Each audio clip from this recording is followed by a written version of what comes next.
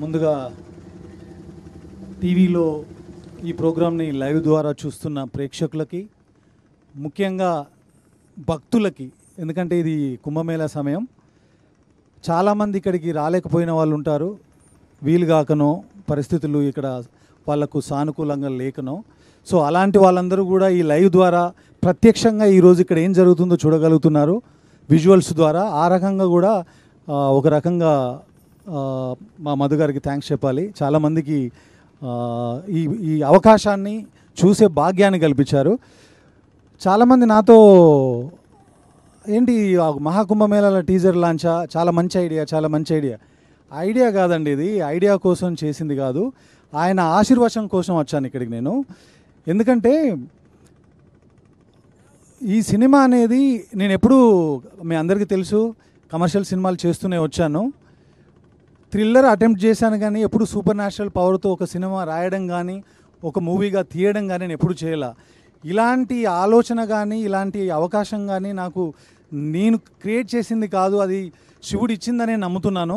So అందుకని మేము opening సినిమాకి సంబంధించిన ముహూర్తం షాట్ కాశీలో చేసిన, ఈరోజు ఈ టీజరు కార్యక్రమం ఇక్కడ 90 ఏళ్ళు 108 సంవత్సరాలున్న నాగసాధులతో చేసిన, ఆయన మాకిచ్చిన పువ్వుల్ని ఓ దండగా చేసి ఆయన పాదాల దగ్గర ఒక ప్రసాదంలాగా పెడదామని రావడమే తప్ప ఇది ఇంకొక ఐడియా కోసం చేసి ఏదో కమర్షియల్గా ఆలోచన చేసింది కాదండి. తప్పకుండా ఇది జనాల మనసును తాకాలని చేసింది. తప్పకుండా ఆ పాజిటివ్ ఎనర్జీ ఇక్కడ ఫీల్ అవుతున్నాం. ఎందుకంటే this is the biggest human gathering on the planet. అలాంటి ప్లేస్లో ఒక శివుడికి సంబంధించిన అక్షరం వినబడిన, మాట వినబడిన, ఆయనకు సంబంధించిన ఒక వైబు మనకు కనిపించినా కానీ మనకు తెలియకుండానే ఒక తెలియని ఆనందం వస్తుంది. ఆ ఆనందం మాతో పాటు ఈరోజు ఇక్కడికి కార్యక్రమానికి వచ్చిన సుమగారు కావచ్చు, ఎందుకంటే ఆవిడకు ఈ సినిమా ఒక యాంకర్గా వచ్చారు. అలాంటి యాంకర్ని ఇంత దూరం తీసుకొచ్చి, మీడియా వారిని ఇంత దూరం తీసుకొచ్చి, ఇక్కడ ఉన్నటువంటి కెమెరా పర్సన్స్ని ఇంతమందిని ఇక్కడికి తీసుకొచ్చి ఇలాంటి కార్యక్రమం అనడం కూడా నాకు ఇబ్బందిగా ఉంది. ఇలాంటి ఒక అదృష్టాన్ని ఇచ్చిన మధు గారికి నిజంగా మీకు చేతులెత్తి నమస్కారం చేస్తున్నానండి. ఇది ఎవరు చేయరు. లేదు, ఎందుకు చెప్తున్నానంటే ఇది ప్రొడ్యూసర్ డైరెక్టర్ని పోవడం కాదు. ఈయన ఇక్కడ పెట్టినటువంటి ఖర్చుతో శిల్పారామంలో 2 సార్లు ఫంక్షన్ చేయొచ్చండి. నేను చెప్తున్నాను, ఎందుకంటే ప్రొడ్యూసర్గా ఇది మీకు గౌరవం దక్కాలి, అందుకని చెప్తున్నా. అంత ఖర్చు పెట్టి ఇక్కడ ఖర్చు అనే పదం ఎందుకు వాడుతున్నానంటే ఈ రోజుల్లో చాలా కష్టం అండి. ఒక మీడియం రేంజ్ సినిమా చేసి ఆ సినిమాని రిలీజ్ చేయడమే కష్టం. అలాంటిది ఒక సినిమా టీజర్ లాంచ్కి ఇలాంటి ఒక అద్భుతమైన ఒక స్టేజ్ని ఏర్పాటు చేసి ఇలాంటి అద్భుతమైన అవకాశాన్ని మా అందరికి ఇచ్చినందుకు మీకు మరొక్కసారి ధన్యవాదాలు చెప్తున్నాను. నా మాట గుర్తుపెట్టుకోండి, ఆయనకి ఇది మొదటి సినిమానే, కానీ ఆయన మొదటి సినిమాలా జనరల్గా మీ అందరూ అనుకోవచ్చు, ఓదెల అనేది మీ అందరికీ తెలిసిందే, చాలా చిన్న సినిమా, ఓటీటీ కోసం చేసిన సినిమా. కానీ ఈ సినిమా ఓటీటీ కోసం కాదు. ఇప్పుడు జనరల్గా మనకు పుష్కరాలు అనేవి 5 ఏళ్ళకు ఒకసారి 12 ఏళ్ళకు ఒకసారి వస్తాయి. కానీ ఈ సినిమా నేను ఒక మాటగా చెప్తున్నానండి, 140 సంవత్సరాలకు ఒకసారి మహాకుంభమేళం ఎలాగైతే వచ్చిందో ఇలాంటి సినిమాలు చాలా రేర్గా వస్తాయి. ఒకప్పుడు మనం అమ్మోరు చూసాం, తర్వాత అరుంధతి చూసాం, అలాంటి సినిమాలు బాగమతి చూసాం. ఇలాంటి సినిమాలు అప్పుడప్పుడు పుష్కరానికి ఒకసారి వస్తుంటాయి. ఈ సినిమా ఇలాంటి ఒక పెద్ద స్కేల్లో చేయడానికి, ఒక పెద్ద ఎక్స్పీరియన్స్ ఆడియన్స్ ఇవ్వడానికి నాకు ఈ అవకాశం ఇచ్చిన మధు గారికి థ్యాంక్స్. ఎందుకంటే ఈ సినిమా అనగానే తమన్నా డేట్స్ ఇచ్చారు, ఏదో ఒకటి కమర్షియల్గా చేసేయండి, రిలీజ్ చేసేయండి అనొచ్చు. కానీ ఇందాక మీరు విన్నారు, సంవత్సరం క్రితం ఆయన చేతికి కట్టిన కాశీ దారం ఇంకా అలాగే ఉంది. అంటే సంవత్సరం నుంచి ప్రాజెక్ట్ మీద మధు గారు స్పెండ్ చేస్తూనే ఉన్నారు. సో ఇక మధు గారి గురించి చెప్పాలంటే, ఆయన కథ విన్న తర్వాత ఇదంతే చేస్తున్నారు అనొచ్చు మీరు, ఏ బిజినెస్ యాంగిల్లో చేస్తున్నారని. ఓన్లీ కథను, కంటెంట్ని నమ్మారు ఆయన.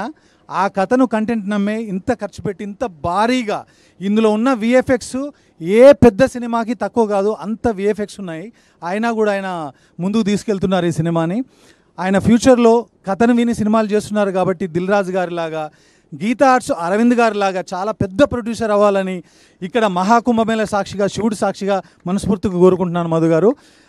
నెక్స్ట్ మా వశిష్ఠ, ఇందాక చెప్పారు ఆయన నాకు ఎప్పుడు బ్రదర్ లాంటి వ్యక్తే. ఆయన వాయిస్కు ఫ్యాన్, ఎందుకంటే ఆయన ఎప్పుడూ పాడలేదు మా తెలుగులో, కానీ మీతో తప్పకుండా పాడించాలి. సో ఎంత మంచి యాక్టరో అంత మంచి వాయిస్ ఆయనది. వశిష్ఠ గారి సినిమాలు మనం చాలా చూసాం, కానీ ఆయన విశ్వరూపం ఈ సినిమాలో చూస్తాము. నేను స్టీరియోటైప్గా మాట్లాడుతున్నాను అనుకోవద్దు మీరు. ఏ వ్యక్తి అయినా సరే మనిషి ఉండి తను ఫిజికల్గా పర్ఫామ్ చేసినప్పుడు మనకు ఆ పర్ఫార్మెన్స్ నచ్చితే అది ఓకే అండి, అందరూ చేస్తున్నారు, ఇప్పుడు అందరూ మనకు గొప్ప గొప్ప ఆర్టిస్టులు ఉన్నారు. కానీ ఒక వాయిస్తో కూడా భయపెట్టి మాడ్యులేట్ చేసి ట్రీట్ చేశారు. తప్పకుండా ఈ సినిమా మీకు ఆల్రెడీ మంచి సక్సెస్లో ఉన్నారు, ఇది పెద్ద బ్రేక్ ఇవ్వాలని కోరుకుంటున్నాను మీకు. అజనీష్ గారు నేను పేర్లు చెప్పను, కానీ తెలుగులో మీరు రావడానికి కారణం నేనే. పేర్లు చెప్పను ఎందుకంటే I was the first person to watch Kantara Kannada version in Telugu. Morning show వెళ్ళాను నేను. ఆ సినిమా చూసిన తర్వాత ఒక పర్టికులర్ పర్సన్ నేను కాల్ చేసి చెప్పాను, ఎందుకంటే దే ఆర్ సెర్చింగ్ ఫర్ అప్పుడు ఒక మ్యూజిక్ డైరెక్టర్, ఒక బ్యాక్గ్రౌండ్ స్కోర్ కావాలని. ఆయనకు చెప్పిన వెంటనే ఇమీడియట్గా మీరు ఒక పర్టికులర్ ప్రాజెక్ట్ రోపిన్ అయ్యారు. సో అది పెద్ద బిగ్గెస్ట్ బ్లాక్ బస్టర్ అయింది. అప్పటి నుంచి నేను పెద్ద ఫ్యాన్ మీకు. సో ఆ రకంగా దేవుడు బ్లెస్ చేసి మాకు ఈ సినిమాకి ఆయన యాక్సెప్ట్ చేసేలా చేశారు. యాక్సెప్ట్ చేయడం కాదు, I heard 50% of background score అండి. బ్యాక్గ్రౌండ్ స్కోర్తో గూస్ బంప్స్ తెప్పించడం ఏంటో నేను ఫస్ట్ టైం చూశాను మీ దగ్గర. అజనీష్ గారు, thank you so much for accepting this film. And me 1.5 months నుంచి మీరు పెడుతున్న ఎఫర్ట్స్కి, మీరు కోఆర్డినేట్ చేస్తున్న ఆర్టిస్ట్కి కావచ్చు, ఎవరైనా మీకు ప్లేయర్స్ కావాలనుకున్నప్పుడు మీరు ఎస్పెషల్లీ ఓదెల మల్లన్న టెంపుల్లో పనిచేసే ఒగ్గు కథ కళాకారుల దగ్గర నుంచి కూడా సౌండ్ తీసుకున్నారు. లైవ్లో అక్కడికి వెళ్ళి రికార్డ్ చేద్దామని చెప్పి అంటున్నారండి. ఈ రోజుల్లో ఒక డే పోతే ఆ డే టైం పోతుంది, మనీ పోతుంది అని ఆలోచించే రోజుల్లో ఒక కుగ్రామానికి ట్రావెల్ చేసి ఆ సౌండ్స్ రికార్డ్ చేద్దామని చెప్పేసి మమ్మల్ని పట్టుబడుతున్నారు. అజనీష్ గారు, thank you so much. Words సరిపోవు మిమ్మల్ని థ్యాంక్స్ చెప్పడానికి. Thank you so much. Ashok, మా జర్నీ చాలా ఇయర్స్ నుంచి, ఓ డెకేడ్ ముందు నుంచి ఉంది. యాక్చువల్గా ఓదెల రైల్వే స్టేషన్ డబ్బులు సంపాదించడం కోసం కాదు, అశోక్ని ఇంట్రడ్యూస్ చేయడం కోసమే చేశాను ఆనెస్ట్గా. దేవుడు బ్లెస్ చేసి ఆ సినిమాని సక్సెస్ చేశాడు. ఆ తర్వాత ఈ సినిమా చేద్దాం అనుకున్నప్పుడు అశోక్ను అనుకున్నాను, ఎందుకంటే ఓదెల ఫ్రాంచైజ్ స్టార్ట్ అవ్వడం అది ఓదెల మల్లన్న చలువే కాబట్టి. ఆ తర్వాత అతను చేసిన తర్వాత అందరు అడుగుతున్నారు, ఏంటి నువ్వు కూడా వెళ్తున్నావు అంటే, ఈ సినిమా స్కేల్ పెరిగిందండి. కంటెంట్ పరంగా, విఎఫ్ఎక్స్ పరంగా అన్ని రకాలుగా పెరిగినప్పుడు అతని ఎబిలిటీస్లో ఏదో అపనమ్మకంతో వెళ్ళింది కాదు, నేనుంటే కొంత హెల్ప్ అవుతుందని చెప్పేసి వెళ్ళి సపోర్ట్ చేయడం జరిగింది అంతే. సో తప్పకుండా నీకు మంచి జరగాలని కోరుకుంటున్నాను అశోక్. ఈ సినిమా ద్వారా నీకు మరిన్ని పెద్ద సినిమాలు రావాలి. నెక్స్ట్, ఈ సినిమా విజువల్స్ గురించి మాట్లాడుతుంటే సౌందర్ మీ అందరికీ తెలిసిందే. సౌందర్ది నాది ఆల్మోస్ట్ 10 years జర్నీ. నా అన్ని సినిమాలు ప్రొడక్షన్లో చేసిన, డైరెక్షన్లో చేసిన, ఏ ఒక్క విజువల్ బాగుందన్నా అది మా ఇద్దరి కాంట్రిబ్యూషన్. అతని కాంట్రిబ్యూషన్ లేకుండా నేను ఏమీ చేయలేను. సో సౌందర్, నువ్వు షూటింగ్లో ఉండి రాలేకపోయావు, but thank you so much for always giving me this kind of beautiful and stunning visuals. Will continue this journey. తర్వాత ఇక మీ అందరికీ తెలిసిందే, చాలామంది కథ అనుకున్నప్పుడు మీరు కథ ఎవరి కోసం రాశారని, దేర్ ఈజ్ నో డౌట్ అండి. కథ క్రియేట్ అవ్వడమే నాగసాధు, ఆ శివశక్తి క్యారెక్టర్ క్రియేట్ అవ్వడమే తమన్న కోసం క్రియేట్ అయింది. మేము ఇంకొక అమ్మాయిని అనుకోలేదు, ఇంకొక అమ్మాయికి అప్రోచ్ అవ్వలేదు. ప్రొడ్యూసర్కి తెలుసు, అశోక్కి తెలుసు.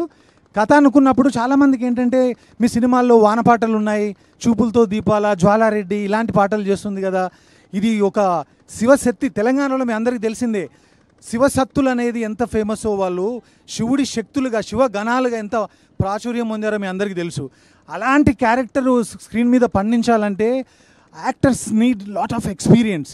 అలాంటి ఎక్స్పీరియన్స్ ఉందా తనకి? ఎప్పుడు కమర్షియల్ సినిమాలు చేశారు కదంటే, నాకంటే ఎక్స్పీరియన్స్ ఎవరికి ఉంటుందండి. ఆవిడ గ్రోత్ చూశాను నేను. రచ్చ సినిమా దగ్గర నుంచి ఇప్పటి వరకు తను ఏం చేయగలదో చూశాను. సో ఆ అమ్మాయి ఒక యాక్టింగ్ ఎబిలిటీస్ మీద నాకున్న నమ్మకంతో నేను కాల్ చేసి చెప్పాను, ఇలాంటి కంటెంట్ ఒకటి ఉంది అని అనగానే షీ వాజ్ రియల్లీ ఎక్సైటెడ్. ఎందుకు ఎక్సైట్ అయిందో తన మాటల్లో మీకు చెప్తుంది. ఈ సినిమా ఒప్పుకున్న దగ్గర నుంచి తను